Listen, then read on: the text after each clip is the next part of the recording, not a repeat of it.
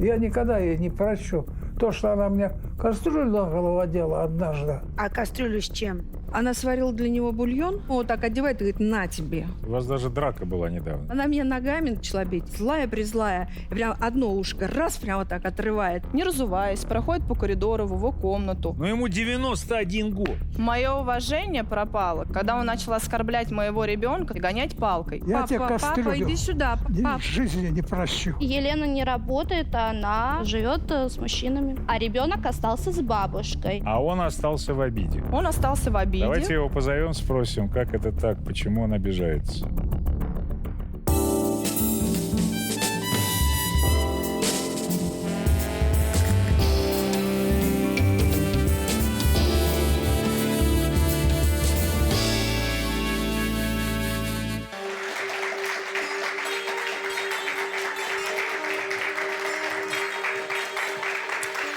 Добрый день! В некотором царстве, в некотором государстве. Я сейчас не сказку рассказываю. Но помню, что там была Елена Премудрая. Мгм. А дело в том, что у нас сегодня тоже будет Елена Премудрая. А вот почему она такая и в какой сказке она живет, мы с вами узнаем. И чего она там, собственно, мудрит? Сегодня в нашей студии Екатерина Костельцева. Екатерина Геннадьевна, здравствуйте. Здравствуйте. Что у вас случилось? Рассказывайте. Ну, я приехала сюда на передачу, чтобы как-то защитить своего отца. Я очень переживаю за его здоровье и жизни, потому что он 91-летний пожилой человек, а потому что он живет с соседкой, которая, попросту его хочет изжить из квартиры и, может быть, даже со света, да. А молодая женщина, 35 лет, она живет в квартире вместе с моим отцом. А большая квартира? Квартира трехкомнатная. Когда-то мой папа был женат на бабушке этой Елены. Ага. Он был женат, Так она его родственница, получается? но не по крови, да. Мгм. Сводная внучка. Да. Сводная внучка, да. То есть он был женат, ваш отец, на ее бабушке, Да. и в свое время они эту квартиру как-то поделили, В да? свое время они разошлись и поделили по суду вот так. 2/3 Раисе Георгиевне, это вот бабушка, Его бывшей его супруги. бывшая супруга, и 1/3 досталась папе. Мгм. Елена приватизировала эти 2/3. Вот. Все. То есть у папы одна комната, у Елены 2 У комнаты. нее 2 комнаты. И как она его пытается со Светой жить? Ну, смотрите, вот 2,5 года назад он заболел у меня, и я его после больницы взяла к себе. Мгм. За это время Елена сделала ремонт в квартире, но согласованно с папой. Они приходили там, но он, конечно, не собирался делать такой евроремонт. Но она решила, значит, сделать все под себя и хочет быть хозяйкой одна. Потом, значит, сейчас папа вернулся к себе домой, и ей это не понравилось. Ей не нравится, что он пользуется кухней, ей не нравится, что он пользуется туалетом, что он просто ходит там во время тишины, есть такой час тишины, да. Она может его оскорбить запросто, 91-летнего человека.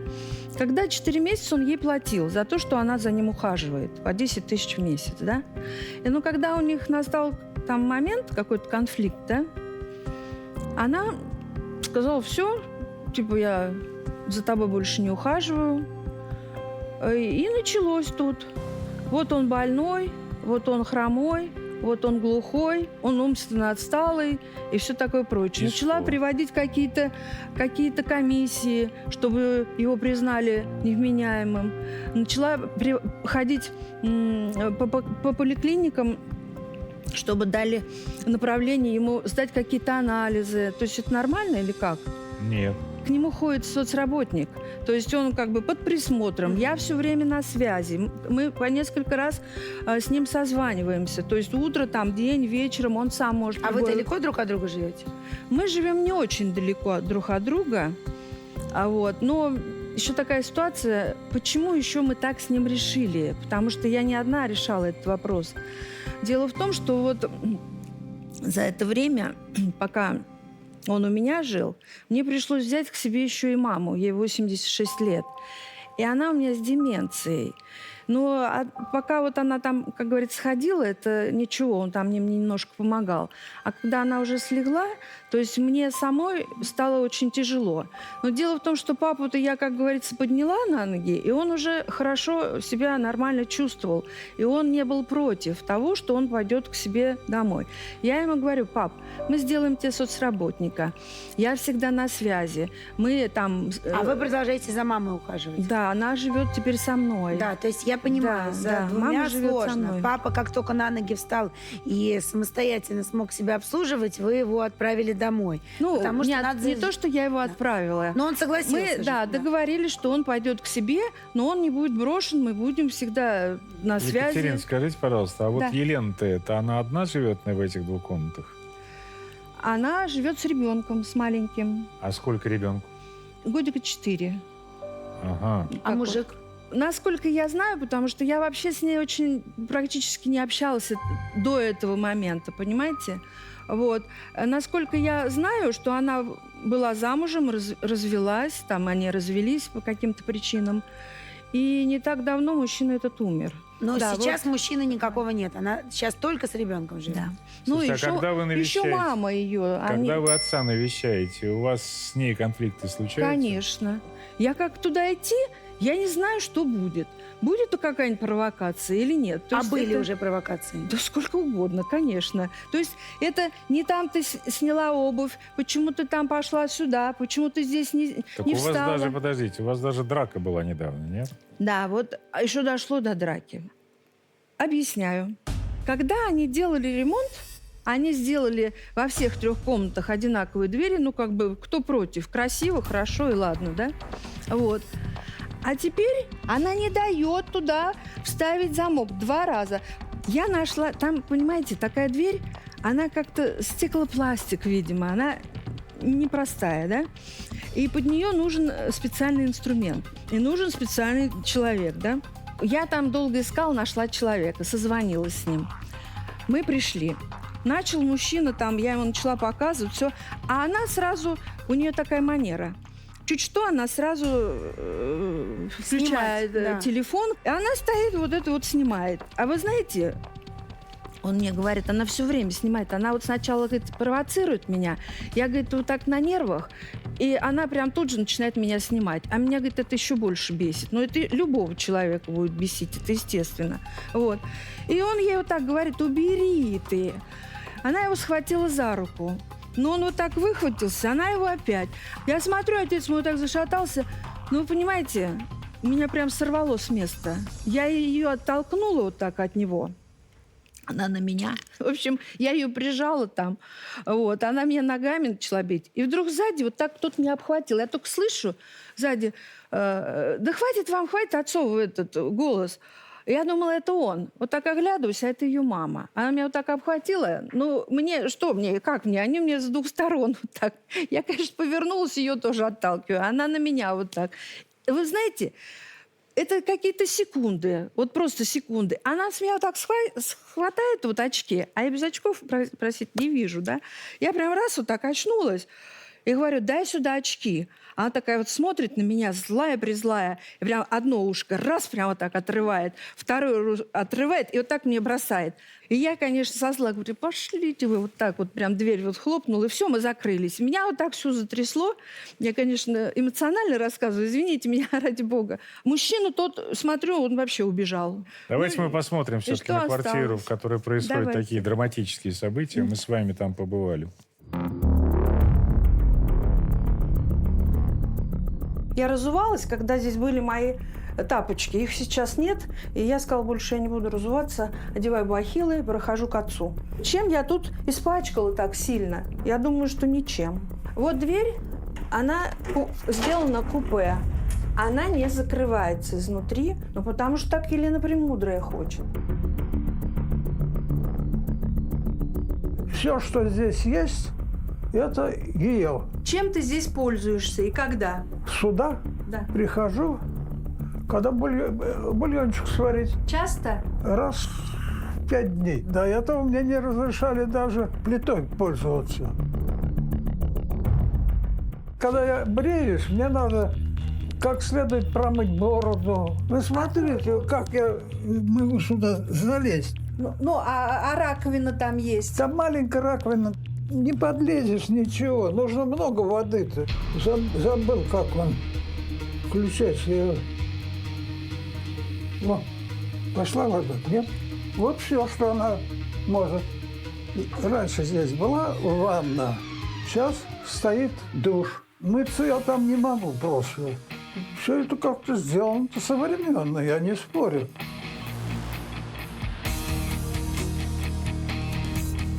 Дверь хорошая, нравится. Но у нее нет замка. Вот себя она поставила вот там дверь с замком.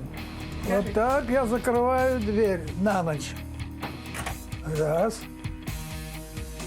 Это вот все, что... Вот, пожалуйста.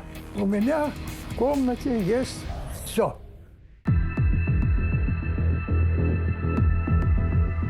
Телевизор смотрю, а она приходит, это самое. Сейчас просит, раньше орала благомата, потому что громко включаю. Я никогда ей не прощу. То, что она мне кастрюлю на голову одела однажды, я такого унижения в жизни не видел.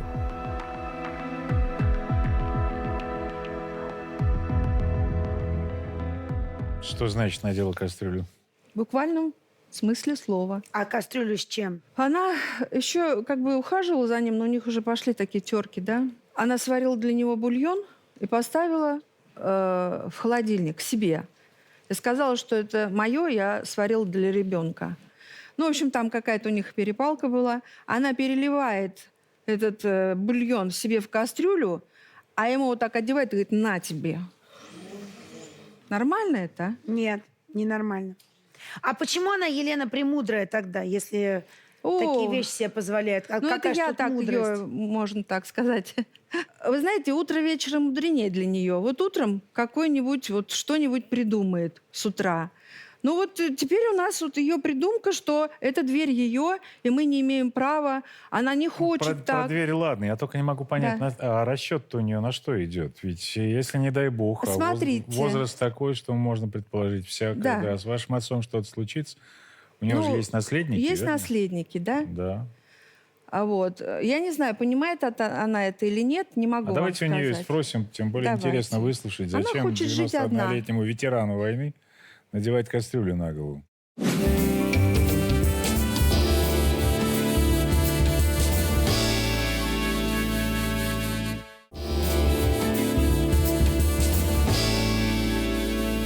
Елена, идите к нам. Катя, вам не стыдно так нагло врать здесь перед всеми? Во-первых, я Екатерина ухаживала Геннадьевна. за вашим отцом, которого вы бросили, несколько Екатерина месяцев за Геннадьевна, ним не ухаживала. Всё легло на пожалуйста, мои плечи, Екатерина и вы Геннадьевна. меня Я не просто буду тебя осрамили слушать. на Подождите, весь мы хотим интернет. послушать. Мы хотим Осрамили послушать. на весь интернет, оклеветали, размещаете видео. Елена, вы сядьте, пожалуйста, мы сейчас поговорим. Вот нам рассказали, что вы просто делаете все, чтобы выжить очень пожилого человека из квартиры. Это так или нет? Нет, это все неправда.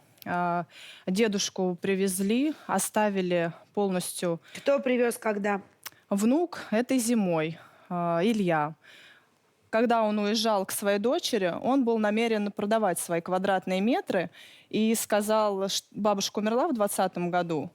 И он сказал, что я не буду мешать, я продаю тебе свою часть мне квадратных метров, А почем? копите деньги. На тот момент мы договаривались на 800 тысяч с ним. А квартира сколько стоит? Неправда. Общую стоимость квартиры я сейчас не могу сказать. Я могу сказать, я специально полазил. И у нас, кстати, профессионалы есть.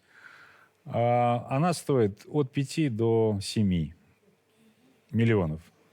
Согласитесь, что за треть квартиры 800 тысяч. Это маловато. неразумное предложение. Абсолютно. Мало. Но именно с ним у нас был такой договор на тот момент, в 2020 году. Ну, слушайте, это на какой-то разводняк похож, честно. Ну, абсолютно у очевидно, нас был что человек между ним- 88 лет Хорошо, предположим, не в состоянии полноценно оценить ситуацию. Хорошо, сейчас ему 91, и предложение от него продать вам свою часть уже не поступает, верно? Поступают за другую цену. За За какую? какую? На данный момент за 2 миллиона. Ну, так это Комнату, реальная цена. которой я сделала ремонт и полностью квартиру. Это ремонт в не надежде- продается, вам скажет любой риэлтор. Это все чушь собачья. Значит, он предлагает вам сейчас разумную цену. Его комнаты, которые я полностью отремонтировала. А Тебя какая просили? разница? Да. А Мы тебя с ним просили договаривались ремонтировать об его этом. комнату? Велся Хорошо, разговор. давайте дальше. Вот Подождите, это стоп. большой вопрос. Вы забрали Так, стоп, оттуда стоп, холодильник, стоп, плиту. Еще раз. И человек вы- был намерен. Хорошо, значит, вы обиделись, что он не хочет вам уступить за 800 тысяч. Хотя уже сделала там ремонт. Да. В чужой. Но вот где Когда он, мозги, объявил, скажите мне? когда он объявил 2 миллиона, вы готовы 2 миллиона отдать, чтобы его там не было? или 2 нет? миллиона нет. А Почему? сколько?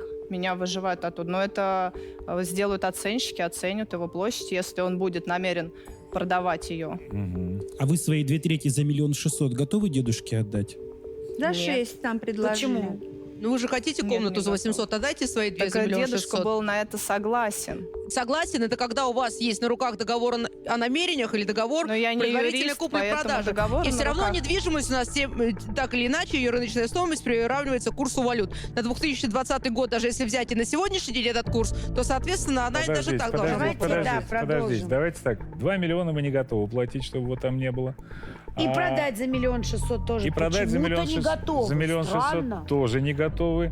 Высоко цените ремонт. Что там за история с дверью? Скажите, пожалуйста, почему вы не позволяете собственнику в его собственной комнате распоряжаться имуществом так, как он хочет? Дверь моя, я ее покупала, Ну так приобретала. снимите ее и заберите мне не ее в дают, свою комнату. Мне не дают ее снять. Но почему-то ваша дверь находится на чужом имуществе. Это тоже очень странно, правда ведь? Я хочу пояснить, что если бы не было договора о продаже комнаты, я бы продала свою часть и не делала там ремонт. Теперь так давайте как на так. тот Опять, момент никакого договора у вас не я было. проживала Мы с мужем в другой послушайте, квартире. Слушайте, мы пытаемся вам это объяснить. Никакого договора у вас не было. Ваша бабушка родная когда-то с этим человеком жила, и жила вот в этой самой квартире, верно? И, по сути дела, это была его квартира. Нет. Да. Эта квартира была их общая в браке. Но ему 91 год. У него удостоверение ветерана войны. Здесь ничего не щелкает, нет? Вот тут, правда, ничего не Мое щелкает? уважение пропало к этому человеку. Когда он начал оскорблять моего ребенка, спиногрызом его называть и гонять палкой. Тогда Понятно, я теперь- обратилась к его Это родственникам, неправда. которые 4 месяца за ним не ухаживали. Я обращалась с письмом в прокуратуру, что его бросили. Он мне чужой некровный человек, который развелся Я с не моей знаю об бабушкой этом. в разводе и отказали у нее ноги. А родственники сказали: ну вот ты теперь будешь за ним ухаживать, а мы придем за наследством. Скажите мне, пожалуйста, а вы что хотите-то? Вот, ну, понятно, что вы, Я хочу вы хотели за спокойствия. 800 000 купить. Не На данный получится, момент. да. За 2 миллиона вы не готовы. Свою долю не готовы продавать. Чего вы хотите-то вот сейчас? Свою долю я продам. Я не буду с чужим мужчиной, если встанет такой Неужели? вопрос, проживать. Да, за 6 миллионов, раз они хотят 2 за свою комнату. Пожалуйста, все официально. Подождите, если они хотят 2 за одну комнату, то вы 2 за 6 продаете? Но я оцениваю Да, свою нам комнату это в было 6. предложено. Ну, а предложено почему бы было нет? устно, Слушайте, правда. у нас с вами, знаете, какой разговор? Вот вы, Тут придя даже- в эту студию и сидя в своей квартире, каким-то чудесным образом делите шкуру неубитого медведя. Давайте по существу. Взрослый По человек. существу Екатерина, дочь, каждый раз, когда приходит навещать своего отца, не разуваясь, проходит по коридору в его комнату, в грязной обуви. У меня находится несовершеннолетний ребенок там. Специально, чтобы мне как-то навредить, оказывается, в чём досадить. дело. Она не моет у него в комнате. Человек не моется с мая месяца. Ему никто в этом не может предложить помощь. У него псориаз. Ему нужно пользоваться там, наверное, какими-то медикаментами.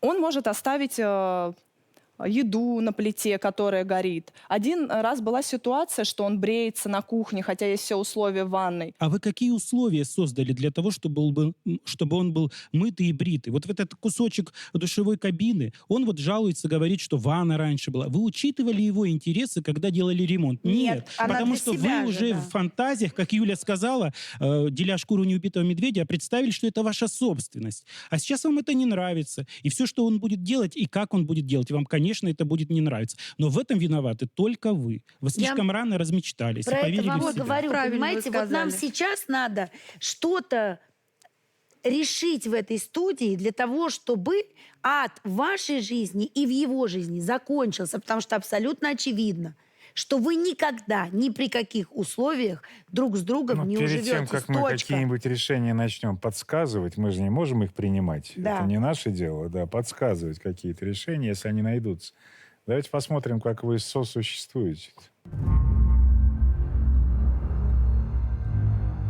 Очень много сил и терпения вложилось в этот ремонт. И мне хотелось бы, что люди, которые дали свое честное слово, продали мне свои квадратные метры. Кухня у нас общая, но у соседа всего 1/3.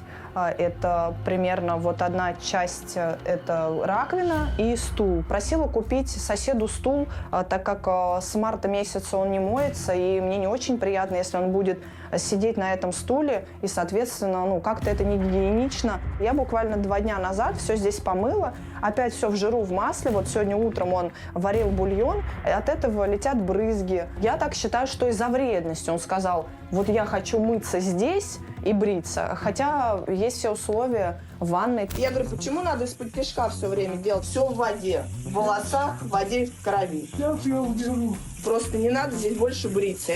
Они просто его привезли, и они пользуются всем готовым. И я не понимаю, почему я своим имуществом должна делиться с соседом. Помимо конфликта хождения в грязной обуви возник самый большой нюанс по вот этой двери. Драка произошла вот здесь. Пришла Костельцева с каким-то неизвестным мужчиной, а я начала ее снимать, потому что она опять была в обуви, и какой-то неизвестный человек хотел врезать замок в дверь, которую покупала я. Меня это очень возмутило. Дверь покупала я, у меня на нее чек. Мужчина, пожалуйста, покиньте помещение из коммунальной квартиры. Он не к вам пришел. Хорошо, так тишина, закон тишины. Потом возвращался Костельцев, и он, увидев, что я снимаю его дочь, он схватил меня за руку и второй рукой выбил телефон. Телефон упал. Я наклонилась за телефоном, Костельцев в ответ схватила меня за волосы.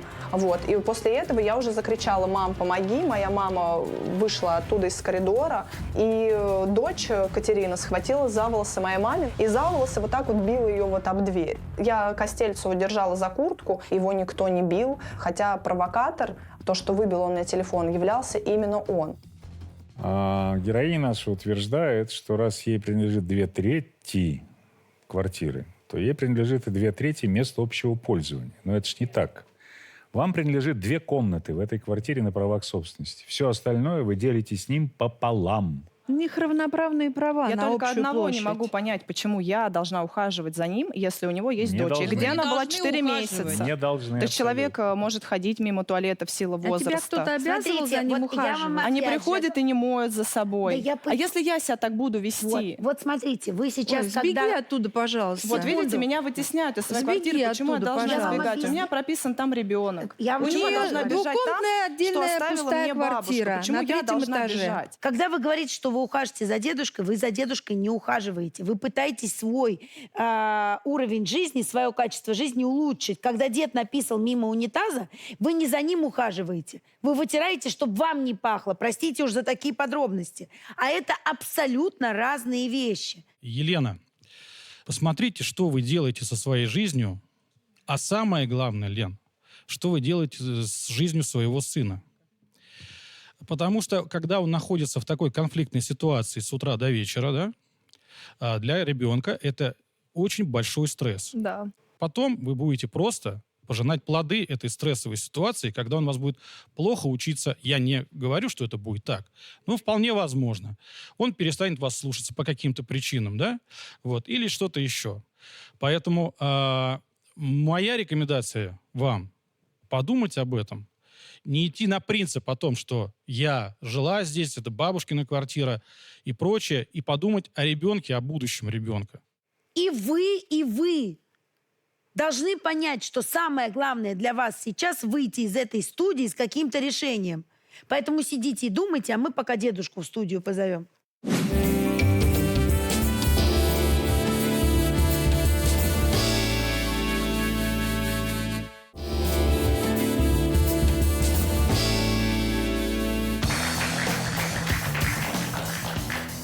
Сидишь, шушера помоечная.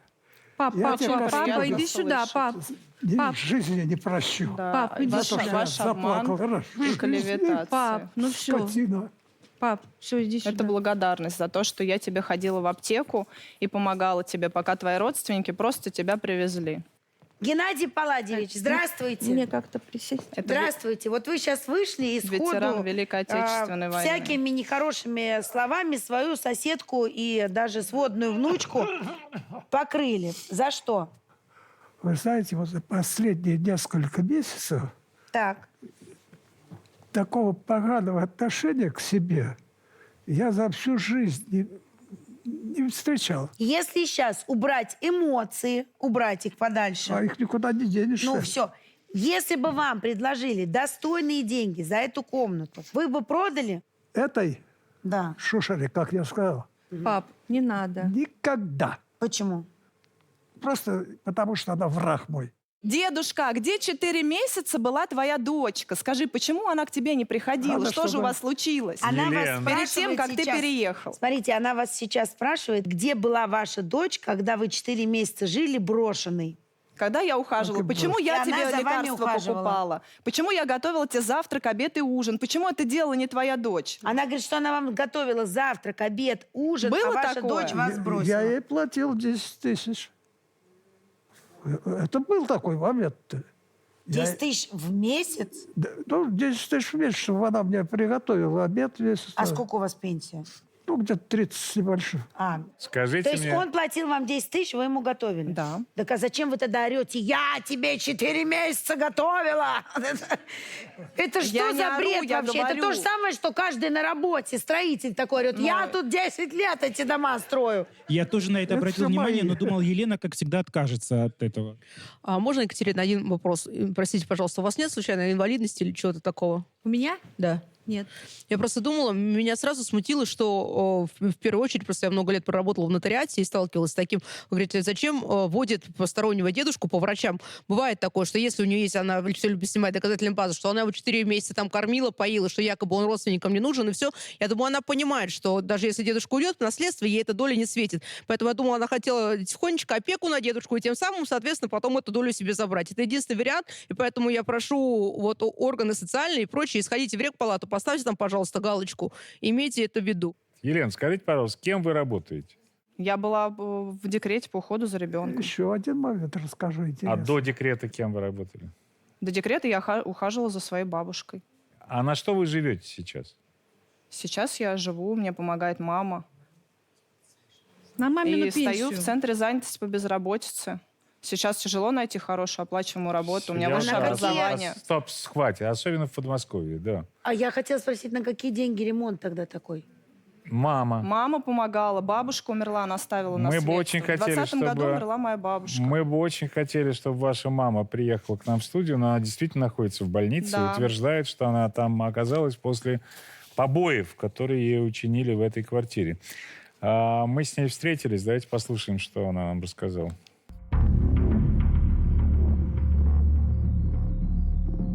Сюда попала я с побоями. Меня Костельцева избила.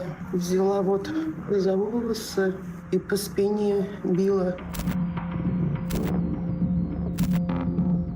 Потом вот осталась здесь шишка. Вот здесь уже ничего нету.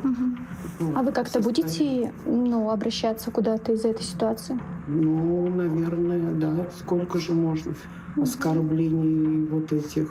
А дедушка как-то вас оскорбляет? Да нет, дедушка не оскорбляет.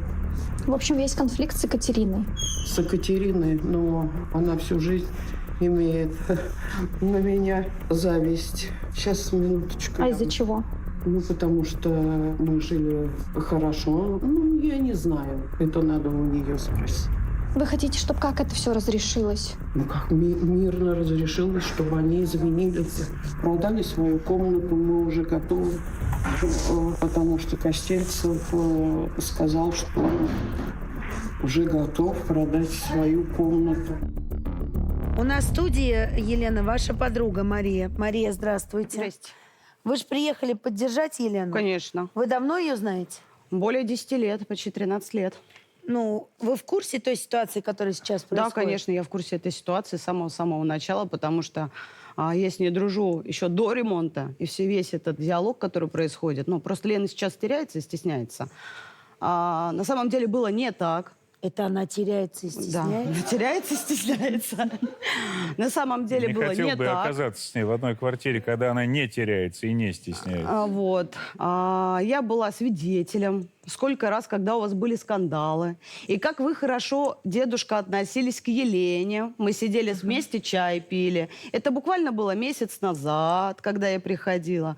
Просто-напросто изначально накручиваете вы его, Екатерина. Вот честно Я? скажу. Да, я считаю, что так.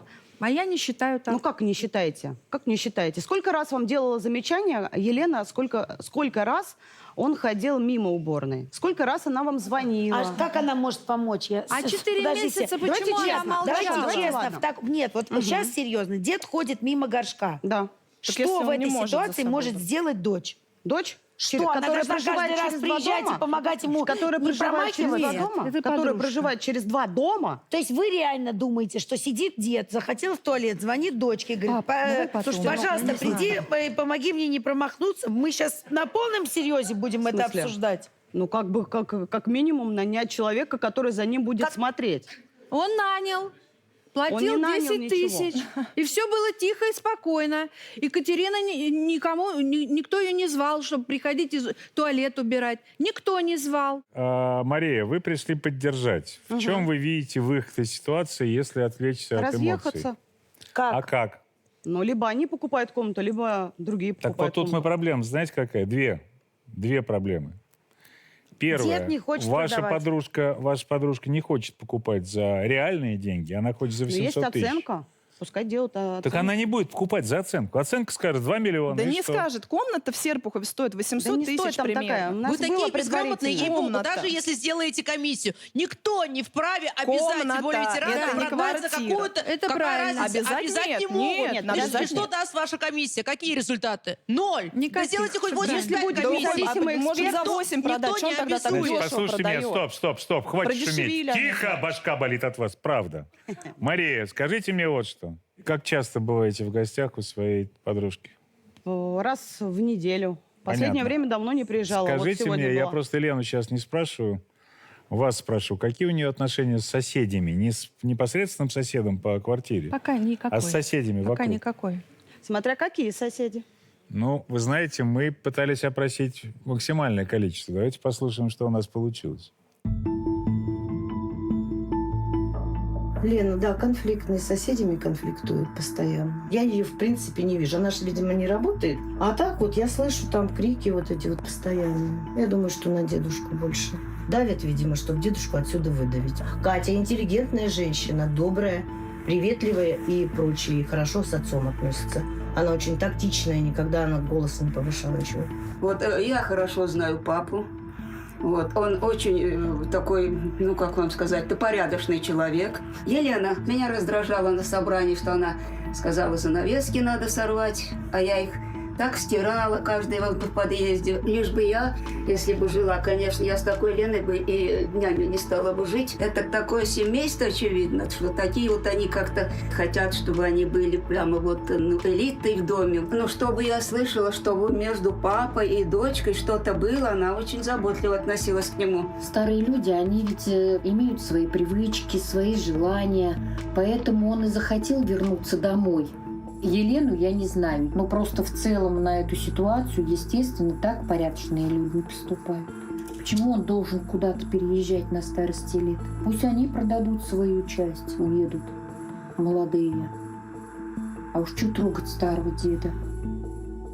У нас в студии соседка Елены и Геннадия Палладича, Анастасия. Здравствуйте. Слушайте, вот я Елену спрашивал, и вас спрошу, соседи все знают. Да. Деньги откуда у нее? Елена не работает, на что живет? Елена не работает, она живет с мужчинами. С какими мужчинами? Ну, очень много. Каждый вечер вот я гуляю с детьми. Ну, не часто я с ними гуляю, но я вижу. Одна машина приехала, она села и уехала, а ребенок остался с бабушкой. Она не А работает. вы живете с нами?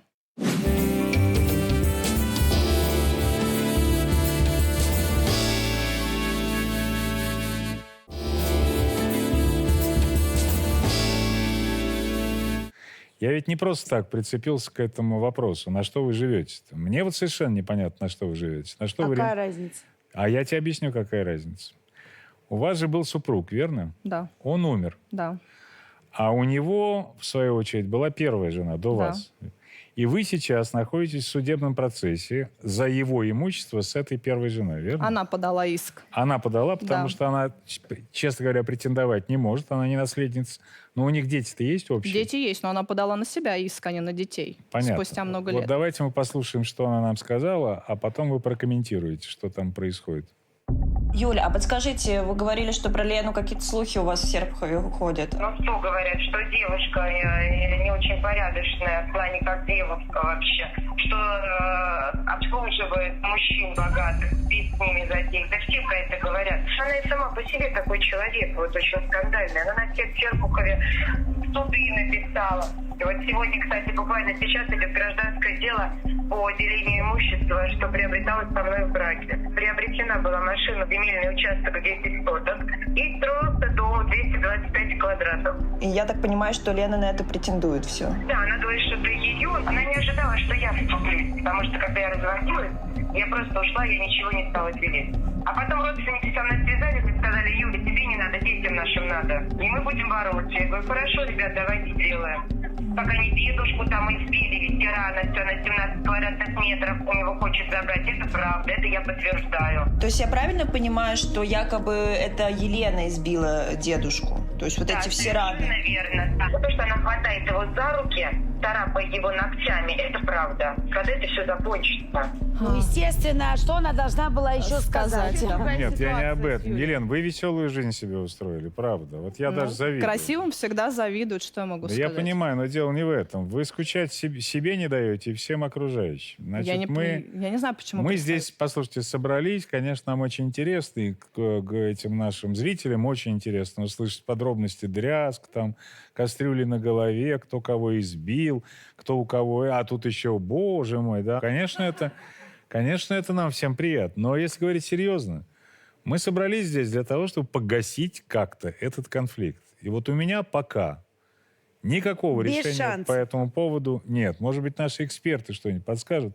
Значит, Екатерин, вам продать долю Елене, за реальные деньги, проще, чем вам выкупить у нее.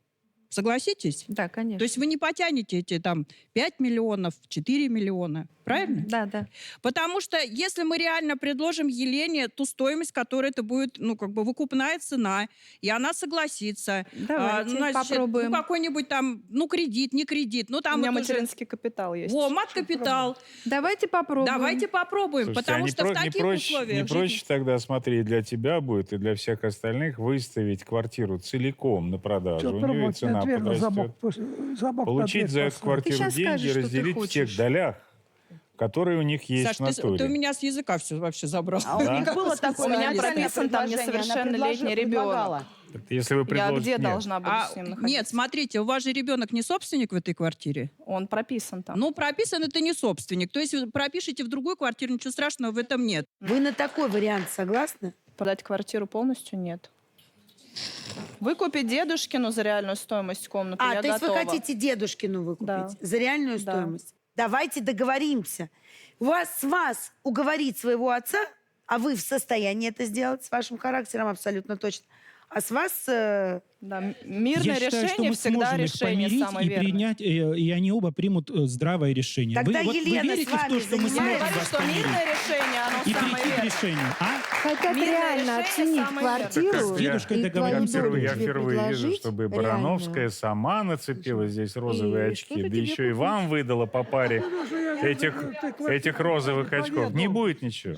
Не будет, так все и останется. Вот поверь мне. По одной простой причине.